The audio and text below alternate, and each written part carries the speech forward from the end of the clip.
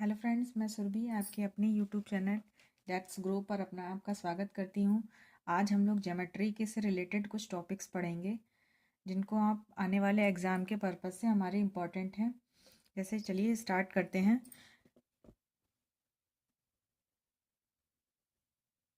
ज्यामिति, जिसको हम ज्योमेट्री भी कहते हैं।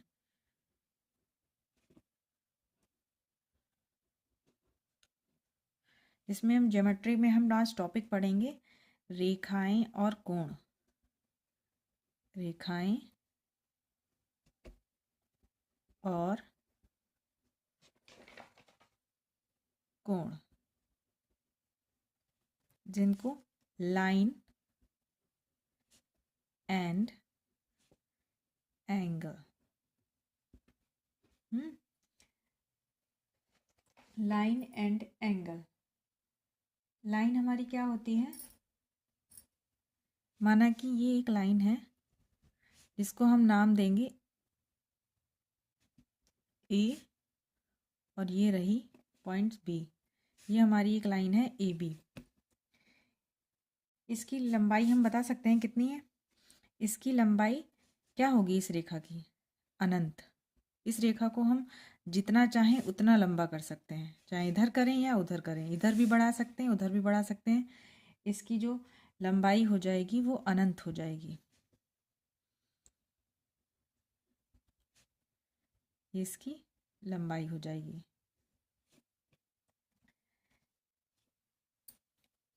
इसको हम बोलेंगे रेखा। ये हमारी है फर्स्ट। सेकंड है सरल रेखा। क्या होता है?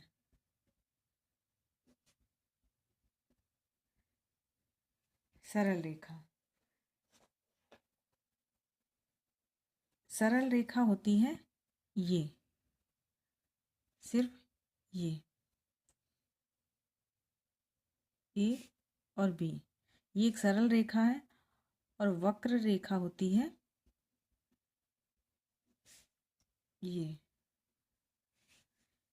ये हमारी एक वक्र रेखा है।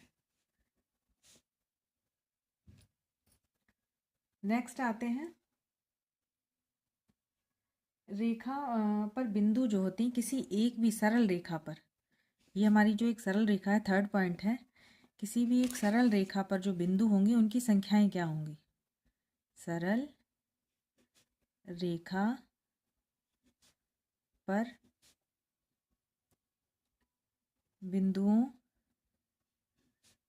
की संख्या। सरल रेखा पर बिंदुओं की संख्या क्या होगी? ये हमारी एक सरल रेखा है, माना कि ए और बी। इस पर बिंदुओं की संख्या ये भी हो सकती है, यहाँ भी, यहाँ भी, यहाँ भी, हर पूरी लाइन पे हो सकते हैं। इसलिए हम इसको कह सकते हैं कि किसी भी सरल रेखा पर बिंदुओं की संख्या जो होगी वो इनफाइनाइट होगी, यानी कि अनंत होगी। नेक्स्ट है हमारा एक ही बिंदु से एक ही बिंदु से गुजरने वाली रेखाओं की संख्या।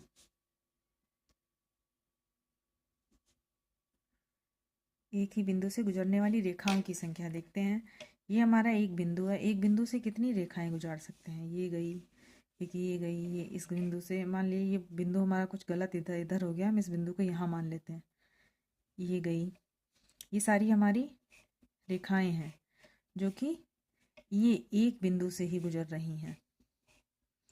तो यहाँ पर हम कितनी भी रेखाएं खींच सकते हैं।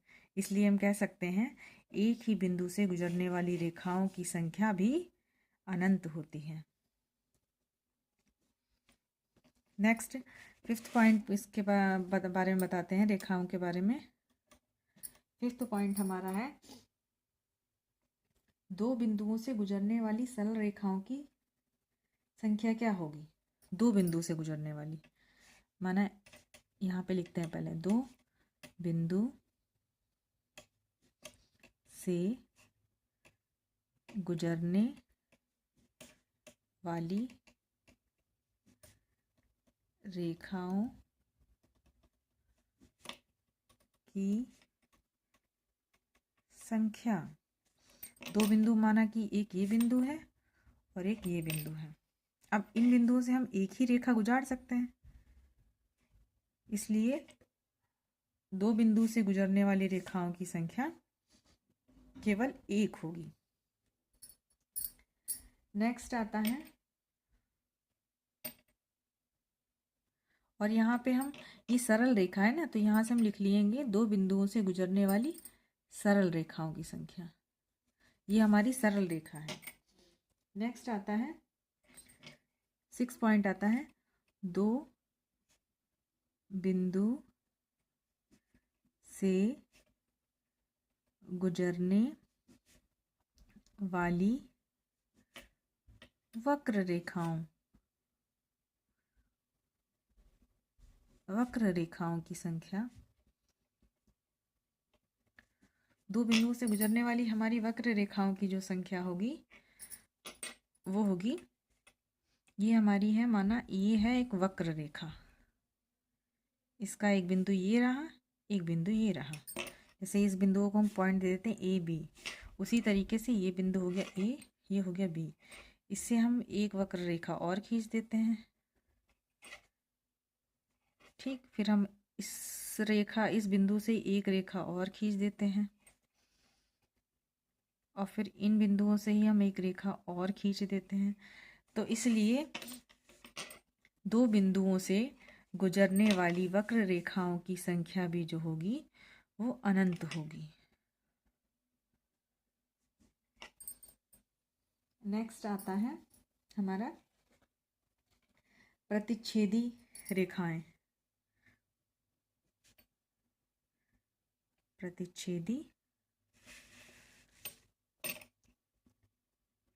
प्रतिच्छेदी रेखाएं। अब देखते हैं प्रतिच्छेदी रेखाएं क्या होती हैं। इनके कुछ प्रकार होते हैं, जिसमें पहला इनका एक प्रकार है जिन रेखाओं को बोलते हैं संगामी रेखाएं।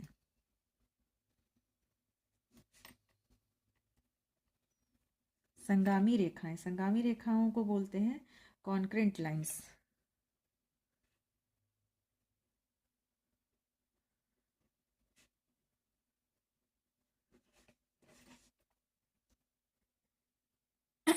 तीन संगामी रेखाओं, अब इस पे कुछ एक क्वेश्चन करते हैं।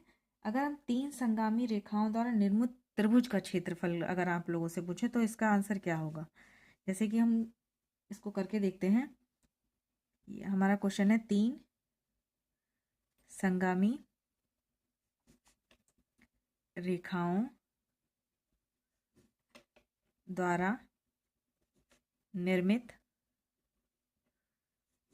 त्रिभुज का क्षेत्रफल।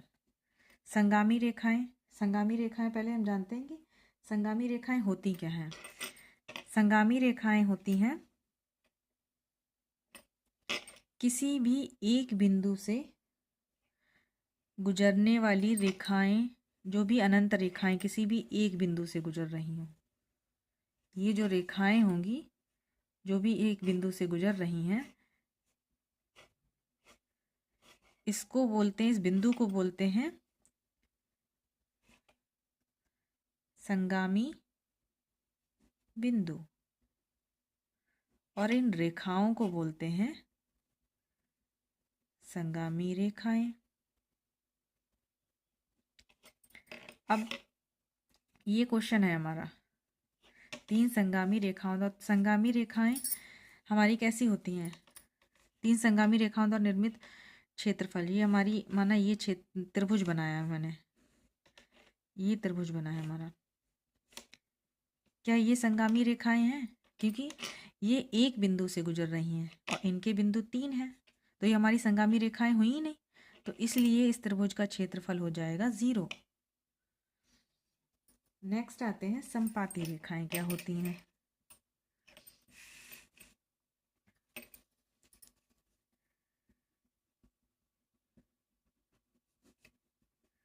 समपाती रेखाएं यानी कि कोइंसिडेंट लाइन।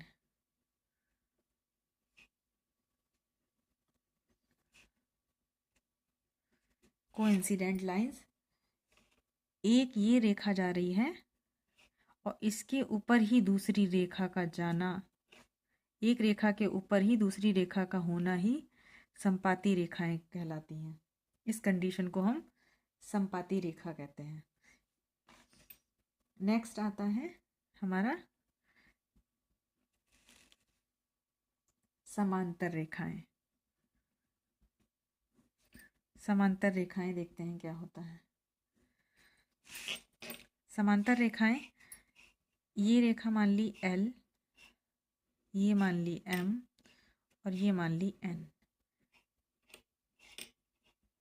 L, M और N ये हमारी समांतर रेखाएं हैं। नेक्स्ट आते हैं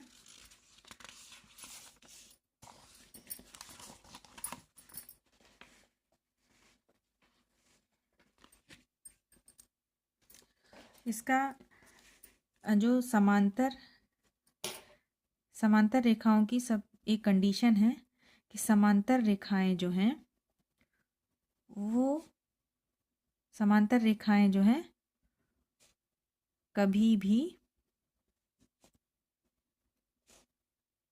एक दूसरे को प्रतिच्छेद नहीं करती हैं।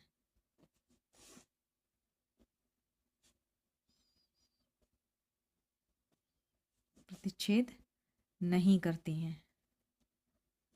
आइए देखते हैं कैसे समझते हैं। अगर ये कैसे प्रतिच्छेद नहीं, ये हमारी एक पैरेलल रेखा है L, दूसरी पैरेलल रेखा है M, तीसरी पैरेलल रेखा है N।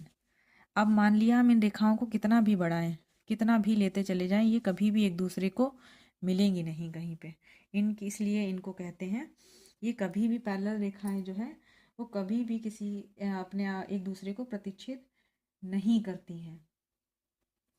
नेक्स्ट आता है, नेक्स्ट रेखाओं का प्रकार है लंबवत रेखाएं।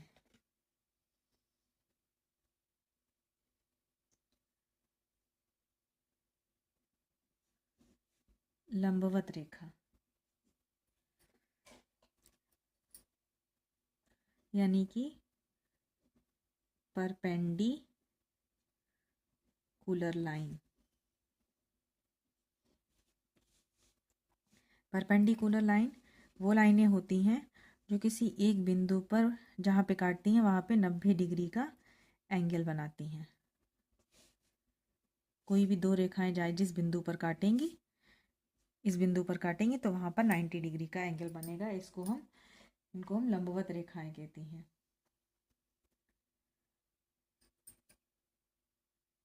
फिर आती है तिर्यक छेदी रेखा।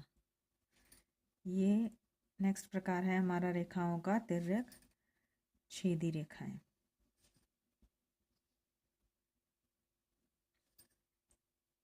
यानी कि ट्रांसवर्सल लाइन।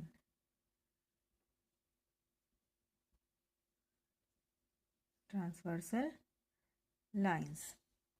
अब ट्रांसवर्सल लाइंस के कुछ एग्जांपल्स देखते हैं बाय फिगर। जैसे कि ये हमारी ये है।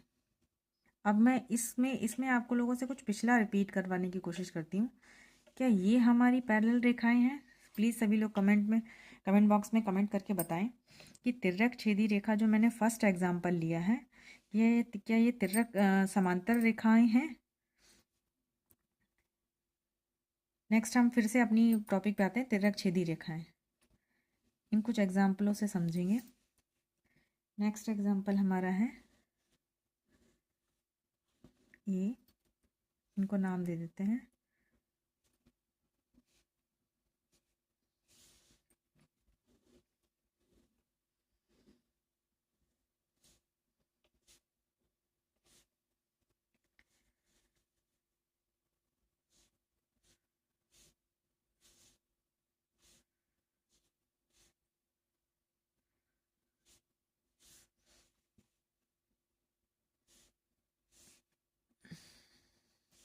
ये हमारा तिर्यक छेदी रेखा का एग्जाम्पल है।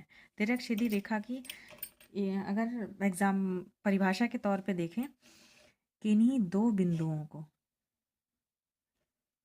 एक ऐसी रेखा जो दो सरल रेखाओं को दो सरल रेखाओं को दो बिंदुओं पर प्रतिच्छेदित करती हो।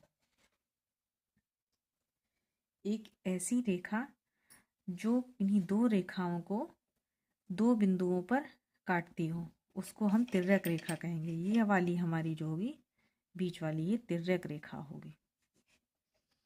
जैसे कि ये दो पैरेलल लाइनों को, ये दो रेखाओं को पैरेलल नहीं बोलेंगे, ये दो रेखाओं को दो बिंदुओं पर काट रही है। एक ये बिंदु, एक ये बिंदु, इसलिए इसको तिर्यक रेखा कहेंगे। अब इससे एग्जाम्पल पर आते हैं। ये हमारी तिर्यक रेखा का एग्जाम्पल नहीं है, ये हमारी तिर्यक रेखा का एग्जाम्पल नहीं है। देखते हैं कैसे। ये हमारी रेखा ए है, ये बी है, ये सी है, ये डी है।